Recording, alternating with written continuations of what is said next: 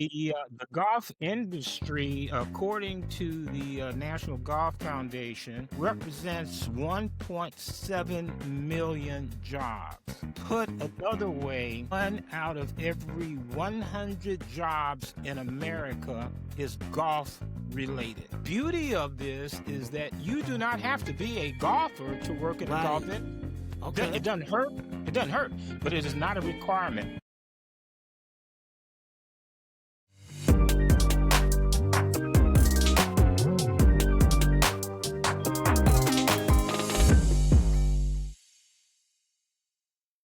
Greetings, my posse. Welcome to the Roundup with Rodney and Rodney. How's it going, Rodney? Rodney, you know I'm out here scratching and surviving. You know what I do, man. Like good times, I'm out here. I'm doing my thing. How's it going, brother? Good, my brother. I wanted to wish you a happy Veterans Day, and to all our listeners who are veterans.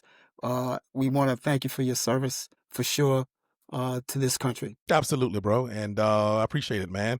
But look, I know that we have a guest who Yes, is sir. very familiar with us, and can't wait for you to Yes. introduce him and get him started, man. But look, I just want the people to know out there that we as African Americans, we have to broaden our horizon a little bit. I think I said the same thing that I said the last time this gentleman was on here, that I know a whole lot of black guys who golf, black women who golf, and I think that we don't have that many black organizations to support us in what we do. And I think that they really need to tune in and stay the course, no pun intended, for this segment.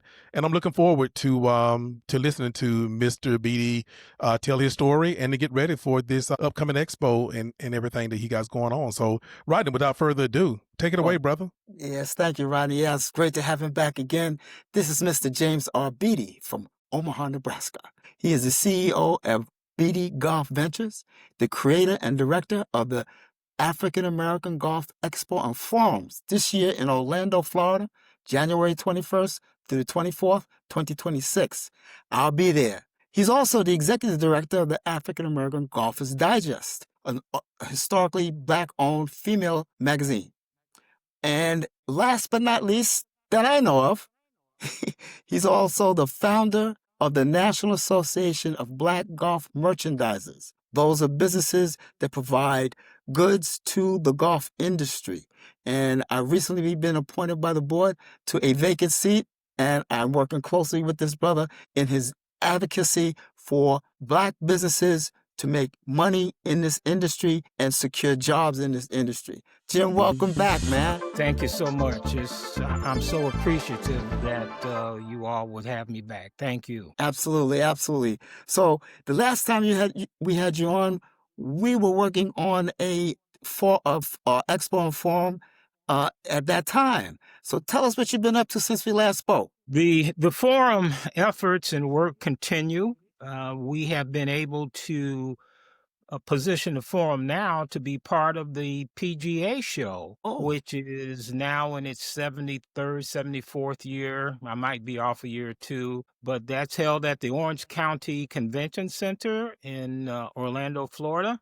And we are officially co-located with the PGA show now, and that draws, this last one drew about 33,000 people. So we're hopeful we will be able to have a number of those people stop in and at the expo. Excellent. But it takes a lot of planning, as you all well know. It's a lot of logistics and planning, and I welcome it because I'm serving people of color, and I'm bringing our flavor, our culture to the industry, and I do that with joy. Tell me, when did you start this initiative within the industry leadership to recognize some melanin business owners? The National Association of Black Golf Manufacturers, Merchandisers, was an effort started 3 years ago because I saw the lack of participation in this $102 billion direct economic input in this industry.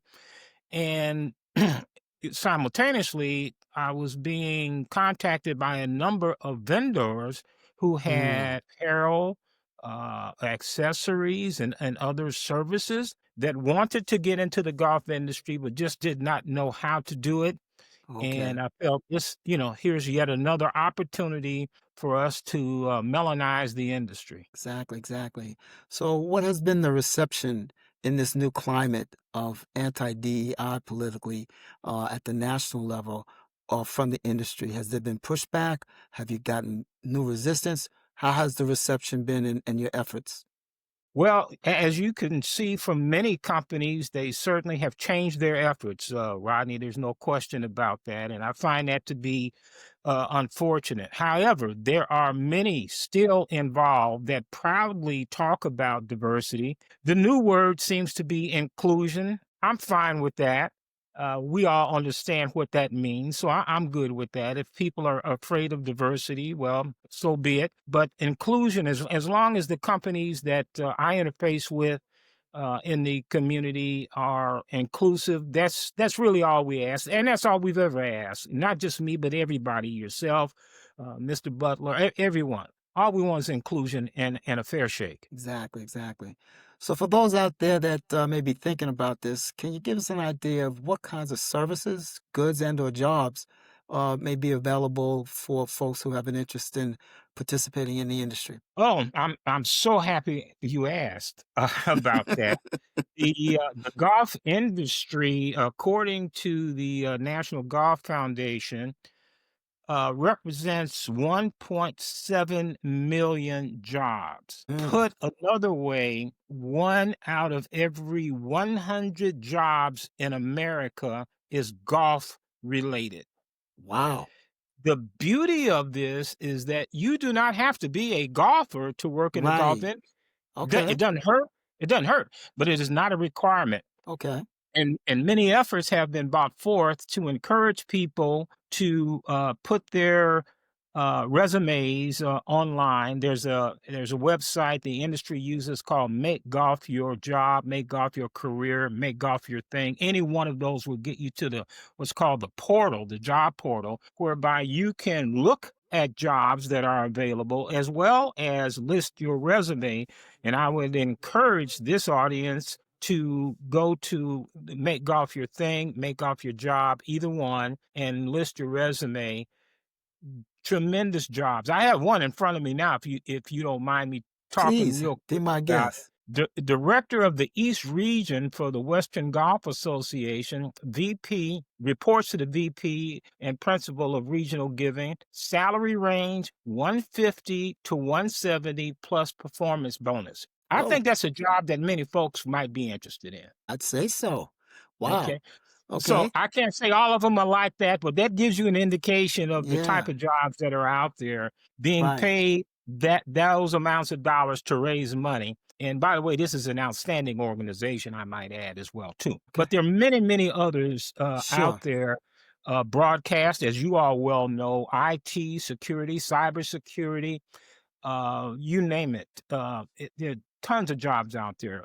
Retail sector, Right. legal, accounting. Somebody's got to Of count all course. this money in this Good industry. point. Good So point. the jobs are out there, and we simply want to get all people of color, knowledgeable about this. Our best guess, because there is no finite study on this, is that Right. we represent easily less than 5% of the industry in terms of jobs. And I would believe that we're probably closer to 3% or less. So Okay. there's tremendous the other way to look at it, the positive way to look at it, tremendous opportunity. Excellent. Excellent. Excellent. Oh, tell us a little bit about the Golfers Digest. I know you, the executive editor. You've been affiliated with that since I've known you.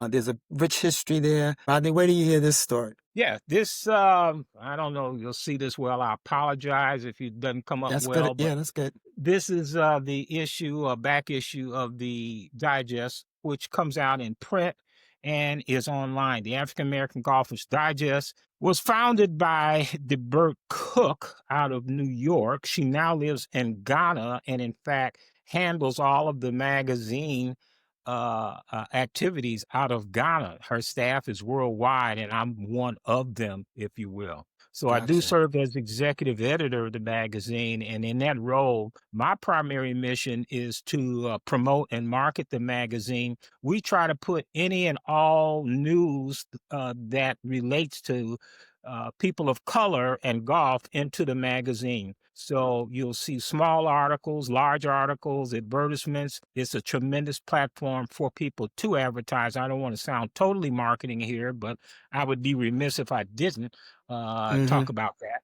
I understand. So Excellent. between the magazine, the print, the digital, and all of the social media, it has a reach of about 1 million, and Nice. so it is the only Excellent. African American magazine dedicated to African Americans and achievements in golf. There is another magazine that comes out Mm-hmm. that goes at it in a different way, but Okay. uh, um, out of Denver, published by Herschel Caldwell. But this is this is considered the Bible of the industry. Exactly. So I guess you're a golfer. That's what got you motivated in all of these activities in the industry? Yeah, I am a golfer, not a very good one, but I am a golfer, and I enjoy golf quite a bit. But I am also a businessman and a business person, I guess I should say. It's And one okay. cannot ignore the number of zeros that are after the market place Right. of golf. Right. Uh, as I said, the direct impact of golf is 102 billion. The direct and indirect is 226 billion. That's Nice. significant. Excellent. Well, looking at the future, how do you see things for this upcoming expo and forums that's going to be in Orlando, and what do we need to know about it so we can attend? Sure. Not only on the expo, I'll talk about the expo, but other things in the golf industry that I'd like to Okay. touch on. But the Sure. expo Please itself, do. people simply have to go to aagolfexpo.com and register. There is no fee to register. We will then take those names that register for the expo and provide them to Reed Exhibitions. And by the way, I want to give a huge shout out to Reed Exhibitions and the PGA of America for making it possible for the expo to be co-located with the PGA show. That is just huge and significant. Another historic milestone. It's just never been done in the history of the show or the history of the industry. So I'm real pleased with that. But go to aagolfexpo.com and register, and then you will be included in the Reed Exhibitions database. I will personally make certain of that. And then all you have to do is show up the day of the event, which is on the 21st, pick up your badge. You'll be able to come to the expo. Hopefully you'll stay long there, and you'll be able to go to the PGA show as well. Now, at the expo itself, we will have exhibits as well as breakout sessions and awards. We are touching on those subjects that we feel our community needs to know about. Outstanding community programs that touch lives. From California to North Carolina, we will have people involved in Nice. community-based programs. Excellent. We will have an award. We're recognizing Dr. Michael Cooper Okay. as an example, and Stanley Mosk, who is a white gentleman. Stanley Mosk is also deceased, but Stanley Mosk was the person that was Attorney General of the state of California that helped eliminate the Caucasian only clause in the PGA bylaws. So we Wow. will have a representative from his family there to accept the award on his behalf. But we'll Excellent. have other breakout sessions. We'll have a session on the Latino golfers and their impact Okay. on and in the industry. We will Nice. have the diversity roundtable, which is very popular. That's about 7 years old, and now we Okay. have that as a part of prelude to the expo. We generally get about 250, almost 300 people attending that Wow. session alone. So we have a number of different breakout sessions, but it's all meant to educate and inform. We'll even have a session on history of golf. Okay. Actually, it will be a competition similar to Jeopardy, if you Okay. will, Yeah. that you can participate in. It won't just be on the Black history of golf, but all aspects, but there will be a Okay. significant part on that. We're very proud of what our history is, but we think people want to be informed about all aspects of golf. Exactly. So and then we'll have exhibits. As of today, I believe we have about 25 exhibitors and Wow. sponsors that have signed up. We hope to end up with between 30 and 40 Okay. exhibitors. and the rooms will be adjacent. We'll be meeting in one Good. room, and the exhibits will be adjacent or very nearby in that. Good. So that's Excellent. on Wednesday and Thursday. Friday is the Jim Beatty Invitational Scramble, which is a 2-person scramble. So those that are watching it or hearing this program or watching this program that Right. feel they have game, well, just come on out and show us what kind of Yes. game you have. It's a 2-person scramble. Ladies are Awesome. most invited. And then we'll end up with a clinic on Saturday for youth and adults that want to take up the game or improve their game. The Okay. clinic is free. The golf is not. Want to add that. Right. But Right. the clinic is free. Cool. And as of today, we worked an agreement with the First Tee of Central Florida that they will be participants in this with us, providing instructors as well as participants. So as you can see, Nice. it's 4 days of activities from Yes. 9 until 6 each night, and then starting at 7 at our host hotel, we will have other activities. We'll be at the Wind Gate by Universal City, Right. and we'll have other networking activities that will continue the process and the program. Awesome. Awesome. Awesome. I appreciate that update. So what do you want to share with us, Jim, that our audience needs to know? Well, golf is for everyone. You need not be a golfer to be in the golf industry. You simply need to be interested in working, having a job, having a career, or making money. Right. And that's the message we want to get across. We're doing some great work with HBCUs right Okay. now as well. We started off with 10 a couple of years ago Right. by going down and meeting with the various HBCU leadership, Alabama State being one, Texas Southern, there's others. But working with Biden White House, we were able to start that. We plan to continue that regardless of who may be in the White House. But we want to educate our students on the opportunity in golf. That's a very logical place to start, and we will be continuing that effort. We'll also, Rodney's, be working with tournament directors. Oh, okay. There's some Okay. 35 tournaments that the PGA puts on, 32 that the LPGA put on, and Okay. we'd like to have our golf retailers present at those events so that they can sell their goods and wares. And Awesome. we're working on an initiative to get that done as well too. This is not completed yet, but we Right. have reached out to one particular tournament director. In fact, I have a call with him later this week to see what type of deal we can work out to have people of color represented from a retail standpoint, apparel and accessories. So there's always something going on within the world of golf, and I'm just happy to be a part of. So tell me what's motivating you to give all of this time to create all of this opportunity for others, sir.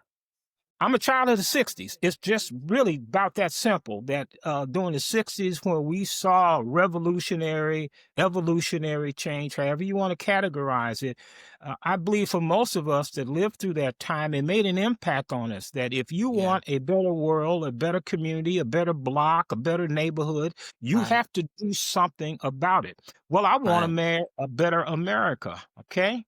Yes, sir. I want to have an inclusive America. It only makes sense. It only makes good business sense. And so Right. being cognizant of what happened to get us in the positions we occupy today, be it voting rights. We all know the story of Medgar Evers and how he was gunned down in his own driveway. Right. Rosa Parks, obviously Martin Luther King, that goes without saying, but people gave their lives to make this a better country. I am giving my time. Others like me are giving their time and effort because we recognize the toils and the efforts that have come before us. We simply want to honor that and pass that on. That it is just as simple as that. God gave me certain abilities. God gave everyone abilities, and I'm simply trying to use them in a way I believe the Lord would properly intend for me to do it. And so it is a labor of love and of joy to do what I'm doing for all my brothers and sisters of color. And again, I must say there's some awfully good white people out there that have been helping along the way, just as they were helping during the integration and in the 60s. Gotcha. So there's definitely an economic impact for this country. The more jobs that are created and businesses that are created as a result of this industry circulating dollars through our community, correct? Without a doubt, absolutely. One other theme I should mention is that indoor golf or indoor Yes. simulator it has become a big part of the golf industry, and we have a number of brothers and sisters that have started indoor simulation Okay. businesses. North Carolina with Chris Word. Okay. We have Tara Cash out of Washington, D.C., and others. So there's nothing but a great opportunity. People forget these businesses are not only employ people, but they pay taxes, and Good that's point. what our government is based on: is taxation. Isn't that the They truth? buy goods and services from other people as well. So it is a Right, right, cyclical right. event by having as many folks involved as possible. And I have to say that the industry has been welcoming. Okay. It's slow, but it has Right. been welcoming. It hasn't. They have Okay. not interfered. They have been nothing but supportive in my efforts and others like me to help the inclusion aspect of golf. We owe a debt of gratitude to many good folks, Caucasian folks out there that have really done their part to stand golf up as it should be. Great, great, great. Rodney, got Yes, any sir. questions? Well, more comment than questions, but again, James, Jim, I think I can call you Jim. You've been on 2 times now. Yes, sir. Right? But anyway, again, welcome back to the Black Man's Roundtable, and hopefully we'll have you back, because I don't think that this expo is going to go anywhere anytime soon.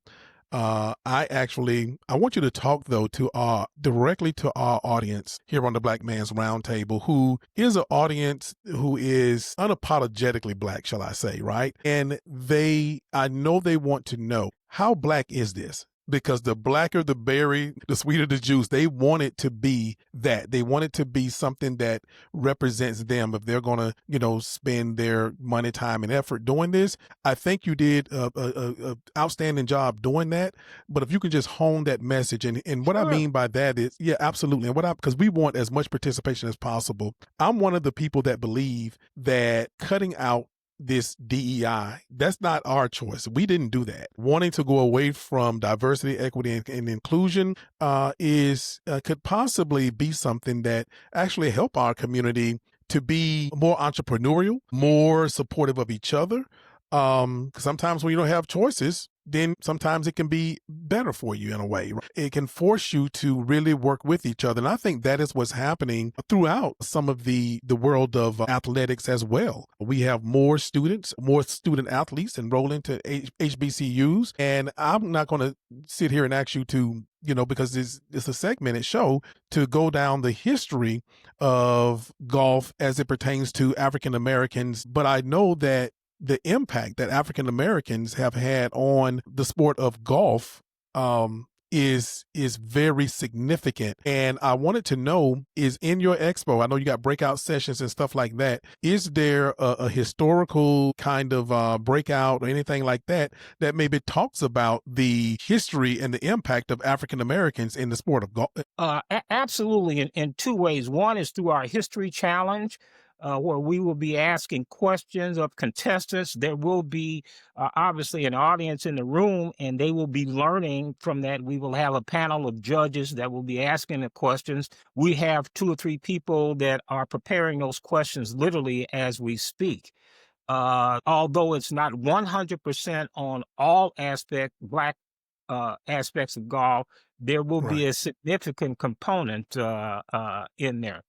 And as I mentioned before, with our awards, we're recognizing Dr. Michael Cooper, who has, several decades of involvement in the golf industry, and Stanley Mosk.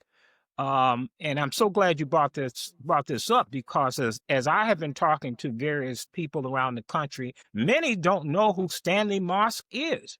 Well, prior to 1961, blacks could not participate in a professional level in golf. People of color could not participate. And Stanley Mosk, who's Jewish, took that upon working with Dr. Charlie Sifford, took that fight on and won it and had that removed from the bylaws of the PGA. So we are celebrating his efforts, which took courage and persistence. And that's still true today. That's what's still needed today. So we hope through these individuals, through the awards we're given, the history we're given, that we will motivate folks to lay down their history in golf, be it on a job, if they're so inclined and have the skill to participate on the tour, the LPGA or the PGA, so be it. But we know we can make an impact and should make an impact. We're 14%, almost 15% of America. There is absolutely no reason that we should not be in the golf industry at the same proportionate level. We should be leading golf companies, golf organizations, golf associations. As I mentioned jobs before, country clubs. Well, a lot of black folks belong to country clubs as well, too. We're not just waiters. We can be general managers, owners, golf courses. There's 16,000 golf courses in America, of which maybe 20 are owned by black people. We can buy golf courses and run and manage golf courses. We have that opportunity. So there is many folks that I have been interfaced with over the years know that I have a phrase. I'm always in a state of pistivity. I'm doing it all the time, especially when you start thinking about where we are not. We need to be deployed, can be deployed, should be deployed in the golf industry. We can lead companies. We can be on boards of directors. We can lead these organizations. We can be senior managers. We can earn the same type of salaries and wages that others are earning. And what we can do also is give back and help pull up others that from the same places we come from. I'm from Chicago. I can pull back people, pull up people from Chicago, from Omaha, from Atlanta. This is my mantra every day. And I am not ashamed to talk about it, and will talk about it to any and everyone all the time. Absolutely. I definitely appreciate that. And I just want to say that I heard you when you talked about the non-melanated brother who got white only taken out of some of the PGA verbiage. That's great.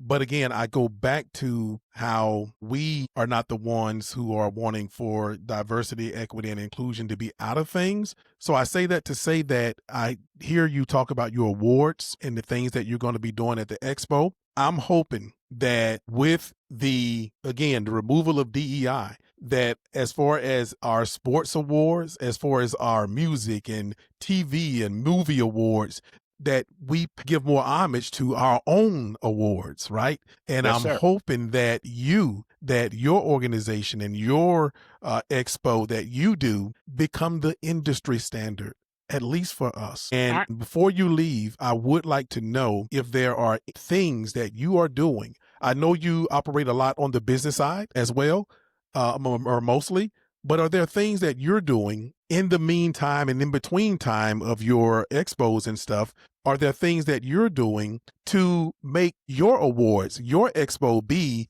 the industry standard, especially in our community and in the people of color, not just African American? Absolutely. The awards are named after Jerry Tardy. He is the editor-in-chief of Golf Digest. Jerry Tardy has been a voice, just like Stanley Mosk. He's been a voice. He's Caucasian, melanated brother, a non-melanated brother, but he has been out front on the cause of justice and inclusion for many, many, many years. He proudly includes it in his bio, his resume.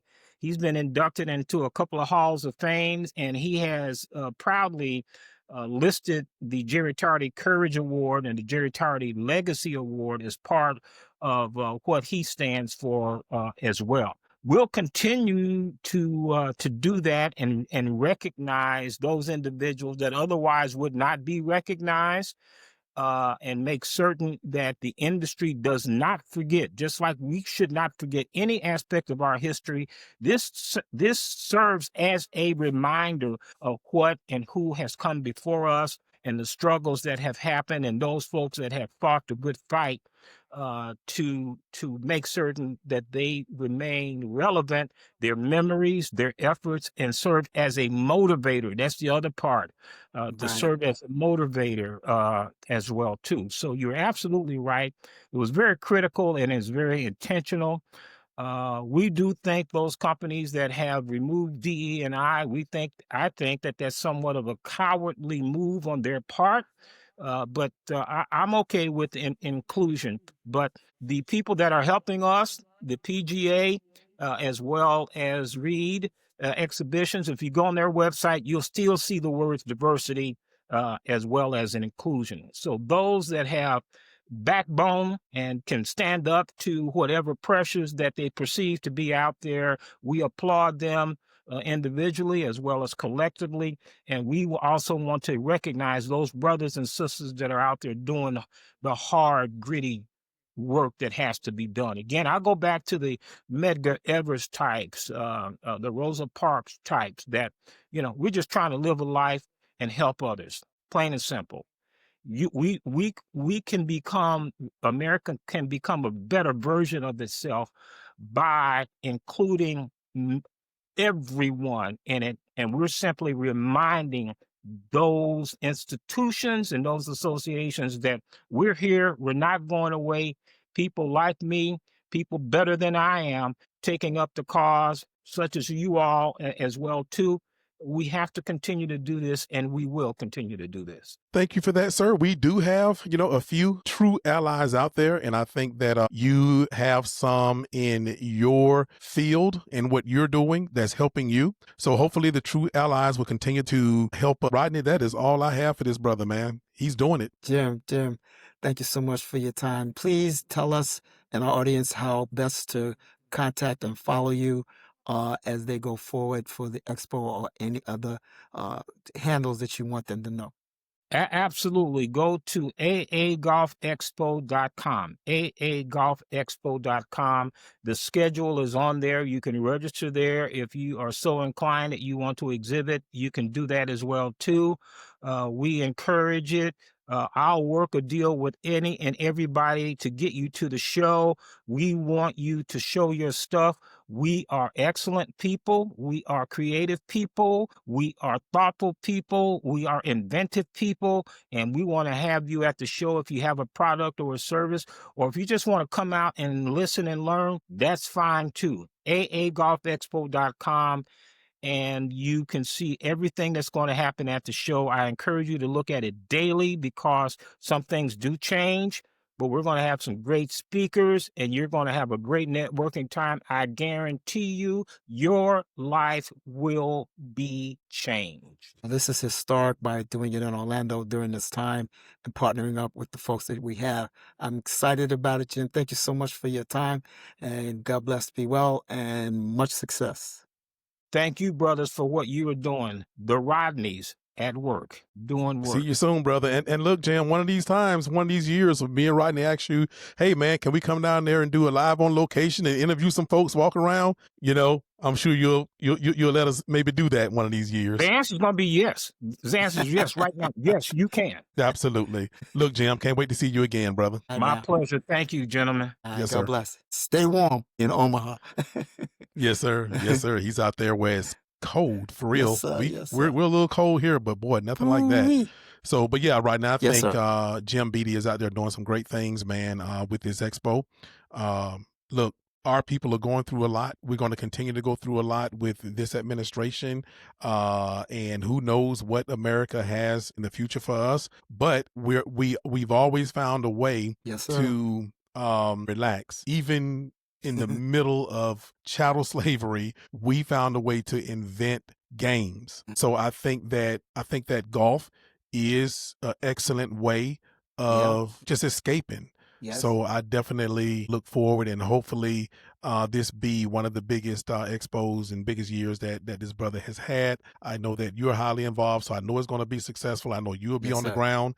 And so where Rodney goes, success tends Thank to you, bro. Appreciate follow. You. Absolutely. So look, Rodney, we have our hot topic. We have our whole spotlight.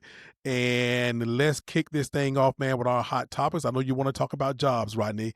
Get it started, yes, brother. sir. Well, Jim gave us a great segue into this whole topic about jobs and the economy.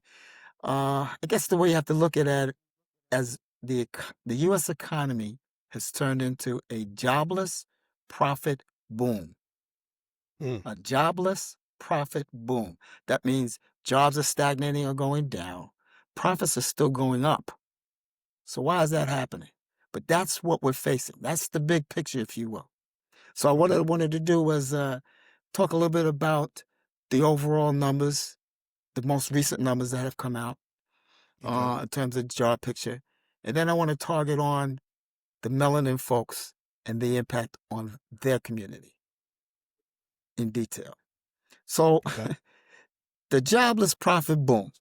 Corporate profits are hitting an all-time high, Rodney, but jobs, they're not doing as well. It's like the economy is on a treadmill. Companies are sprinting. Workers are standing still.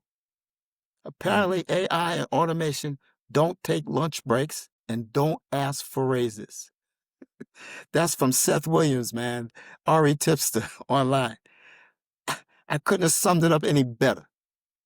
But getting into the hard facts, this is some historic numbers. I mean, I know we always like to break records. I don't think this is a record we want to be breaking, but this is what we're facing, Rodney. No, that's right. Over 1 million jobs have been lost in the United States in 2025, with most recent data showing over 150,000 jobs were cut in October alone. And this came from the payroll companies because government's been shut down. This figure surpasses the total number of jobs lost in 2024. The total number of jobs lost in 2024.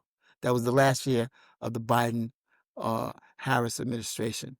And this represents the highest number of jobs cut for any October since 2003, 22 years ago. Factors continuing to include cost cutting and a significant impact from artificial intelligence, AI. I know this was coming, as my son would tell me, no, Dad, it's here. It's here. The key statistics, total jobs lost in 2025, over 1 million, with technology and the nonprofit sectors seeing the significant cuts. Nonprofit is government and, nonprofit institutions that are not for profit.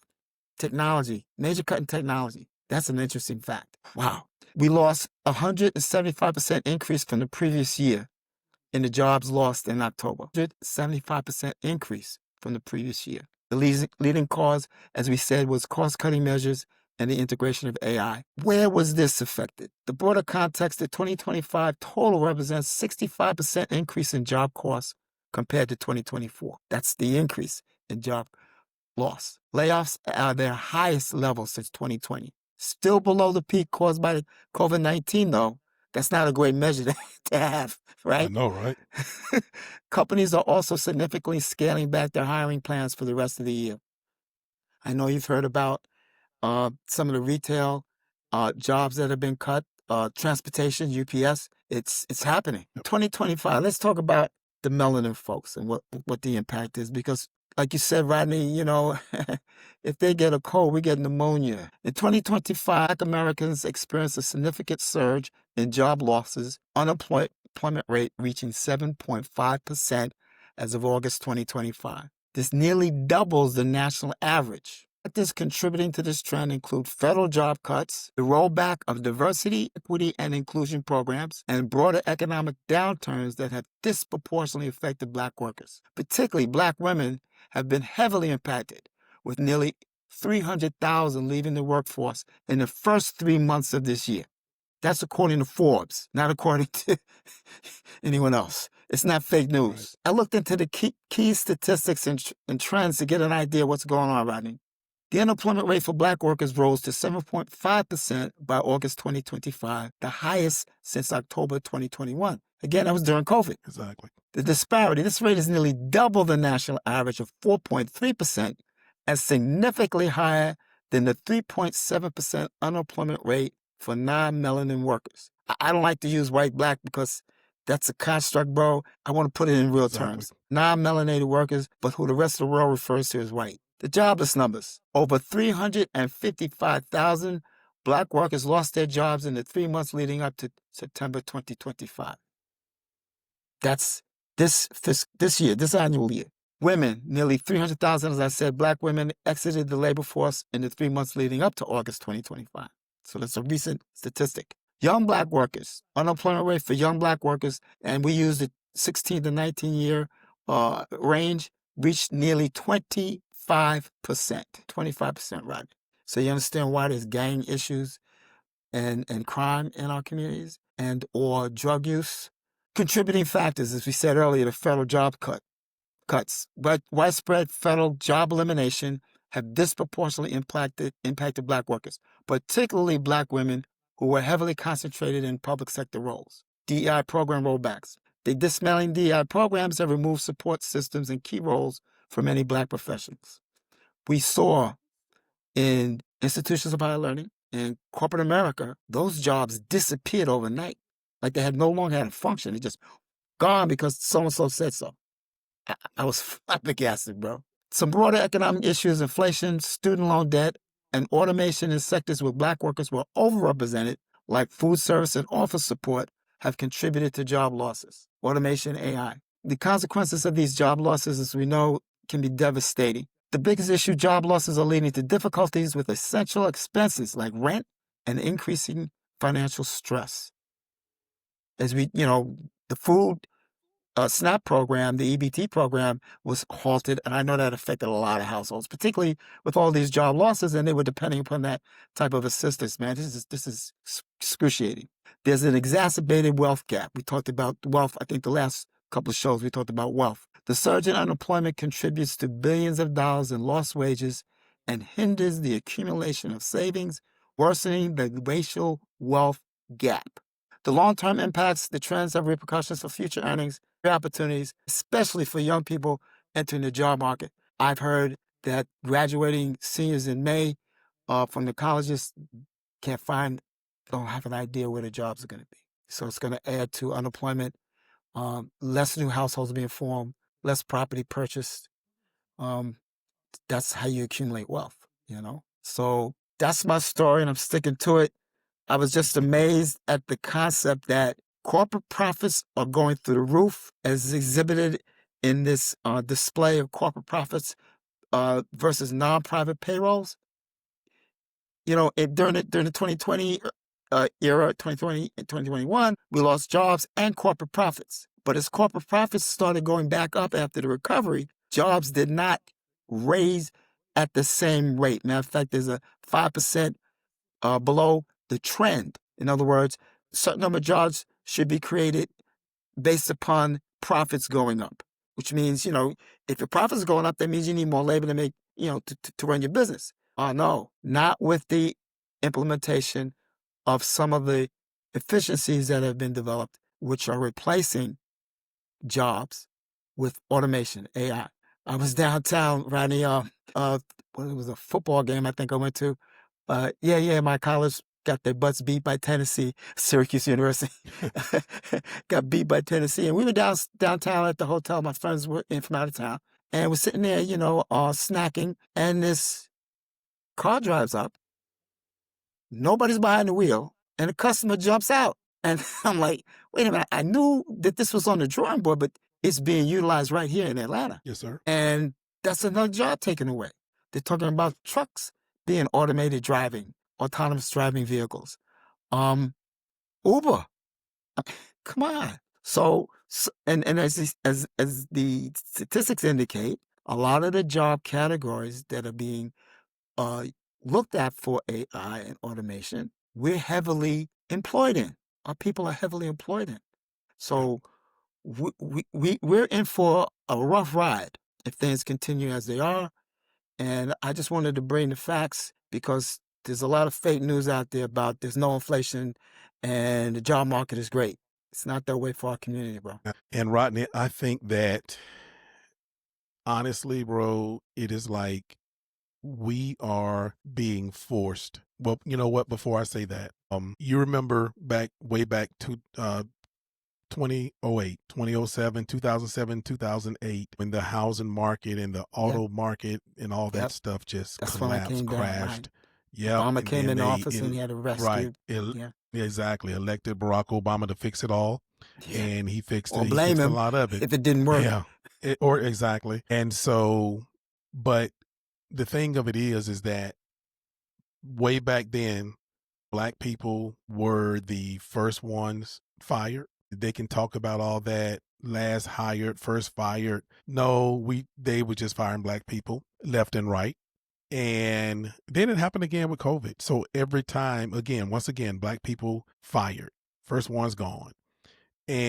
But what those two things caused to happen is for the entrepreneurial spirit of Black people to kind of kick back in. And a lot of Black people decided, you know what? I'm not going back out there in that world of you're going to fire me anytime America get a cold. And so a lot of entrepreneurs came out of that, out of both of those eras, the 2007, 2008, and the 2020 with the COVID. And so, and that's why I was saying with Jim Beatty is that, like he said, they cut out all of this DEI in the golf community. And I'm like, you know what?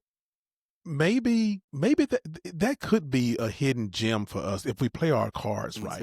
Like I said, more of our kids, our athletes, our scholar athletes are headed back to HBCUs. We're being forced to do what we did pre-civil rights bill, right, is to do business with each other, man, to reintegrate, if you will, like you kind of alluded to, dollar in our community. Yeah, let our dollar stay in our community for days instead of hours, for weeks instead of days, as we continue this. So, but yeah, it's all by design. We know that when we talked about Project 2025 on here a lot. Every single week we did an additional segment of Project 2025 because we did 10 total that really affects our community the most, the African American community the most. And so this is by design. It is nothing. It's not surprising at all to you and me, but I know it's surprising to a lot of folks. But yeah, Rodney, it's skyrocketing, like you're saying, corporate. I think I talked about on the last segment on Bobby's show with Rodney and Bobby, is this Gilded Age. It's like, you're hearing a lot of people say history may not repeat itself, but it definitely rhymes. It was the 1920s and now it's the 2020s. It was the 1920s, kind of that Gilded Age, and everyone was into all of the Rockefellers and the rich folks. And so it's like we're back there again. Everybody want to be Donald Trump. Everybody seem like they want to be Elon Musk and all. Yes. It's like they know it. It's like they are saying, I know you want to be me. And so therefore they're flaunting their riches right in front of the poor people. Because it's like almost wagging a toy in front of a baby. That's what was going on in the Gilded Age. So it's like we're back there again, man. And it's so sad that we don't learn these lessons from our past. But I agree. So I agree. All right, Rodney, we still got some time. Let's get into our whole spotlight. And I know you're going to talk about the Supreme Court and tariffs. Take it away, brother. Well, I had to get in the weeds on this one, Rodney, because I'm not a lawyer, okay? But I do understand policy. And in looking at the last time we had this conversation, just reminding folks, basically, tariffs are technically and under the Constitution, under the powers of the Congress, with a few exceptions. There are certain tariff policies that relate to protecting certain industries, like the steel industry, etc., has occurred, that is acceptable. But tariffs are basically a tax that the customer pays. So if someone imports goods and there's a tariff on that country's goods coming into the United States, then the business that's importing those has to pay to the government the tariff when they get it in. Then they have to pass that on in a price increase to the customer when you buy the product. So you basically are paying the tax.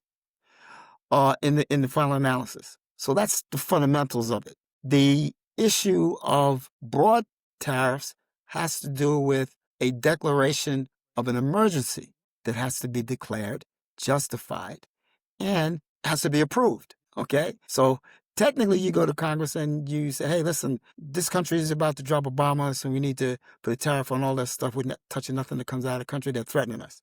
Okay, that's kind of how, a wild example, but it gives you an idea, a threat, a real threat. Small businesses have come together in a couple of states and have sued the president for his use of tariffs, and it's gotten all the way up, finally, to the Supreme Court last November 6th, Wednesday. And the major issue that we're talking about is, does the president have the authority to impose sweeping tariffs in a series of executive orders as he had done earlier this year? During the more than 2.5 hours of oral arguments, a majority of the justices appeared to agree with the small businesses and states challenging the tariffs that they exceeded the powers given to the president under federal law, providing him the authority to regulate commerce during national emergencies created by foreign threats. So the premise is that there's a threat. What's the foreign threat? They've been using everything, but what's the foreign threat? Okay. They said, well, you guys have been taking advantage of us because all of our manufacturing is done in your country and we have to import those goods here. But what they don't tell you is those companies that are manufacturing those goods overseas are American companies. And it was years ago that federal policy encouraged this to happen. And profit motives, don't get me wrong, there's a profit motive involved.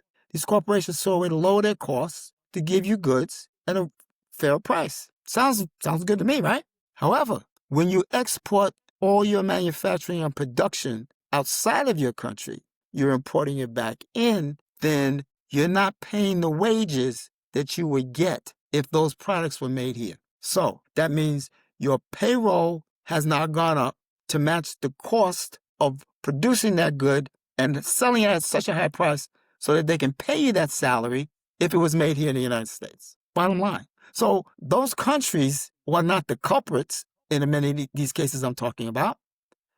It was policy by private companies making a decision in the best interest of their stockholders. It's business. But the threat that has been identified is questionable, and that's where the challenge has come in. Two different small business groups allege that they face serious economic harm from tariffs. They filed a lawsuit in the U.S. District Court of Columbia and the U.S. International Trade Court. Okay? So, what is the Supreme Court going to do? We don't know yet. But most of the arguments that were held last week indicated that there was skepticism about the justification for the president to impose sweeping tariffs based upon what he saw and declared as a national threat. Okay? That's why you see these boats being blown up off the shore of South America, trying to maintain this image that there's a threat. So that's what we're dealing with here. It's loosey-goosey, and basically Congress has not delegated its authority for tariff power to the executive branch. Okay? Every 238 years, we face this issue. We haven't been in a country that long, but we haven't seen this type of act in over 50 years. Over 50 years. So it's being tied to the economy. It's being tied to a national threat that doesn't really exist in the minds of the plaintiffs. So what happens if the Supreme Court decides to send it back and it's upheld, the decision's upheld that he overplayed his hand and did not have the authority? I want to make sure the audience understands that this is an appeal. The decision that was rendered by the lower federal court says, hey, he can't do this. So the precedent has been set in lower courts. The question is, will the Supreme Court uphold, send it back? So what's the big issue here? I heard, Rodney, that there'd be trillions of dollars of refunds. I got to see that. I don't know what the account is for the actual tariff income, but I got to see that, to be honest with you, because I heard there was trillions of dollars, but I haven't seen any record of that, any verification of that. You know, folks say whatever they want to say to make their point these days in politics. So how would they do a refund? I think that's probably the big issue. But again, there's two courts that are looking at this, the International Court of Trade and the Supreme Court. So there's a possibility that there will have to be a refund process set up. Who knows, it could take a year or more knowing how government goes. But they would have to determine who is owed a refund based upon this. Does it go back to the customer who ultimately paid it? Does it go back to the company and then they refund the customers? How does this work? So that's the kind of potential disputes that could be developed based upon what has to be done. And you know how this administration is. They can make it so difficult that if they say you have to file a claim, then it gets denied. This could be disproportionately a bad impact on small businesses that brought this lawsuit, because those are the businesses that are hurt the most, the small businesses, that they were paying a lower rate based upon the quantities that they brought in. So they were kind of under the radar in terms of what normal tariffs would be. You follow? But now it's all changed, and they can't afford it. And a lot of them have gone out of business overseas and here. And so that's why the lawsuit was taken by those small business associations to deal with this issue and to hopefully get the U.S. Supreme Court or the U.S. Customs International Court to handle this. That's it, bro. I'm flabbergasted, bro. You know, the impact on our economy and the world economy has been devastating, arbitrary. And it's been devastating. What happens if it's determined that the power was in the wrong hands? What's the penalty? None, because it was an official duty. It was an official duty, bro. And in fact, Rodney, I kind of jotted down 3 quick things while you were talking. Yeah. And one was Congress delegating authority. Another one is class action lawsuit. And another one is double jeopardy. Yes, sir. I'll hit on each one of those real quick, starting with Congress delegating authority. And like you said, Rodney, Congress has not delegated the authority for tariffs imposement to the executive branch. What I say to that, Rodney, is Congress has unofficially delegated so much of their power to the executive branch over the last 4 or 5 presidents that it's people just think that it's the norm. People just think that I see what you're saying. That's normal. You know, Gotcha. they're normalizing the executive branch doing Congress's business. And at the end of the day, what we have now is no longer 3 equal branches of government. See that That point. is what has happened. It has not been official because they can't officially do it because we have to ratify the entire Constitution for that to happen, right? Understood. And you know that's not Right. going to happen, but No, sir. they've made it the norm. Just like all the stuff that Trump does, it has become the norm. There are people, there's no more civics. And so there are people who believe that what he's doing is, that's just what the president, that's what the executive branch, or that's what the president does. But it's just not the truth. But they've Right. normalized it. And the next thing is class action lawsuits, like you're saying. Everything, when you talk about the tariffs and the impact that it's having on people's pockets, in the private sector, these are things that the way that they're operating the government with tariffs and other things, these are usually things, if it was in the private sector, that would cause a class action lawsuit. Lawyers would jump all over it. Now, what I don't know is, can you do that to the federal government? Like you said, I'm not a lawyer, you're not a lawyer. Can you class actions, or maybe there's another name for it or something, the United States government? I know you said refund. Well, a class action lawsuit is very similar to, a refund of you being overcharged for something. So, but I just wanted to I jotted that one down. And the last one was double jeopardy. My thing is Trump and his ilk, all of his minions, all of these grifters, they know that if a serious president were to get in the White House after Donald Trump, Republican or Democrat, if a serious constitutional president like we've had in the past were to get in that White House, they know that they are going to prison. They are going to prison. Even all of these secretaries of whatever his cabinet, they're going to prison.